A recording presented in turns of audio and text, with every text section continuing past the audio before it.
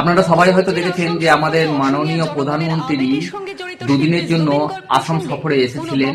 এই মাসের এই ডিসেম্বর মাসের 20 তারিখ এবং 21 তারিখ দুদিন ছিলেন, কিন্তু তিনি জুবিনদার পরিবারের সাথে দেখাও করেননি এবং জুবিনদার সমাধিস্থলেও যায়নি। তো এর জবাব আসামবাসী 2026-এ বুঝিয়ে দেবে। ভিডিওটা দেখুন, বুঝতে পারবেন। আসাম ছাড়ার আগে সোশ্যাল হ্যান্ডেলে ক্ষোভ প্রকাশ করে প্রধানমন্ত্রী নরেন্দ্র মোদী বিষয়ে মন্তব্য করেন লোকসভার ডেপুটি লিডার তথা আসাম প্রদেশ কংগ্রেসের সভাপতি প্রাক্তন মুখ্যমন্ত্রী তনয় গৌরব গগৈ। অসমীয়ার আত্মার শিল্পীকে এভাবে প্রয়োজনীয় সম্মান প্রদর্শন না করা সমগ্র আসামবাসীর জন্য দুঃখজনক অভিজ্ঞতা বলে উল্লেখ করেন গৌরব গগৈ। আসাম সফরের দুদিনের বিভিন্ন কর্মসূচিতে অংশগ্রহণ করে প্রধানমন্ত্রী অসমবাসীর উদ্দেশ্যে বক্তব্য রেখেছেন। তবে এই সফর ঘিরে একটি বিষয় নিয়ে আলোচনা তৈরি হয়েছে। অভিযোগ উঠেছে, সফর চলাকালীন অসমীয়া হৃদয়ের শিল্পী প্রয়াত জুবিন গর্গের প্রসঙ্গে প্রধানমন্ত্রী কোনো উল্লেখই করেননি। নিজের সামাজিক যোগাযোগ মাধ্যমে এই বিষয়টি তুলে ধরে প্রতিক্রিয়া জানিয়েছেন আসাম প্রদেশ কংগ্রেসের সভাপতি তথা সাংসদ গৌরব গগৈ।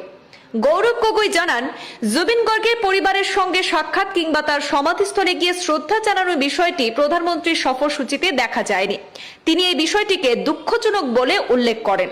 গৌরব গগৈর মতে, অসমীয়াদের আবেগ এবং সংস্কৃতির সঙ্গে গভীরভাবে জড়িত জুবিন গর্গের প্রসঙ্গে এমন নীরবতা অনেকের মনে প্রশ্নের জন্ম দিয়েছে।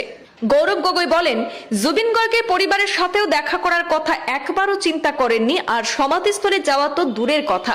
এটা সত্যি দুঃখজনক।